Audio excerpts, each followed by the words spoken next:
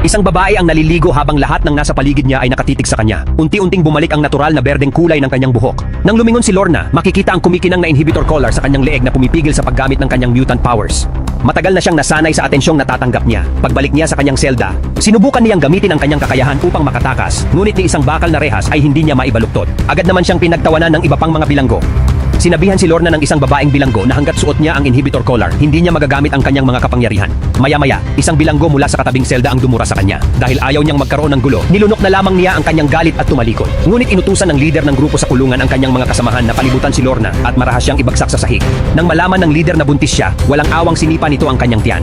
Hindi na kinaya ni Lorna ang pang-aabuso at napilitan siyang gamitin ang kanyang kapangyarihan. Ngunit muli rin siyang napigilan at nanatiling nakakulong.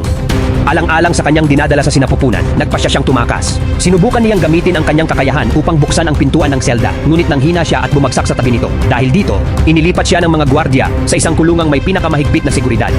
Samantala, nagplano ang kanyang mga kasamahan na iligtas siya habang inililipat. Una nilang pinasabog ang mga gulong ng sasakyang pangkulungan, pagkatapos ay nagpadala sila ng isang mutant na hindi nakikita upang palihim na lapitan ang convoy. Ngunit pagkalapit pa lamang nito, bigla na lamang nawala ang kanyang kapangyarihan. Bago pa siya makatakas, 2 beses siyang nabaril ng mga gwardiya at napatay. Sa sandaling iyon, napagtanto ng lahat na may kakaibang nangyayari. Naglaho ang kapangyarihan ng lahat ng mga mutant. Wala nang ibang mapagpipilian ang mga kasamahan ni Lorna kundi ang lumaban sa isang matinding putukan.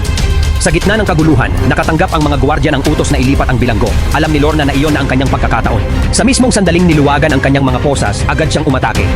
Sa labas, ginawa ng kanyang mga kasamahan ang lahat upang maalis ang hadlang na pumipigil sa paggamit ng kanilang mga kapangyarihan. Nang mawala ang epekto nito, bumalik ang lakas ng bawat mutant at tuluyang nabaliktad ang sitwasyon. Sa loob ng sasakyang pangkulungan, hinugot ni Lorna ang isang bakal na tulis mula sa binti ng kanyang kasamahan. Nakalaya mula sa kanyang mga posas, napasuko ang gwardiya, at tumalon palabas ng sasakyan. Walang tigil na nagpaputok ang mga gwardiya sa labas, ngunit naibalik na ang kanyang kapangyarihan. Itinaas lamang niya ang kanyang mga kamay at sa isang malakas na galaw ay napabitawan niya ang mga sandata ng lahat ng gwardiya.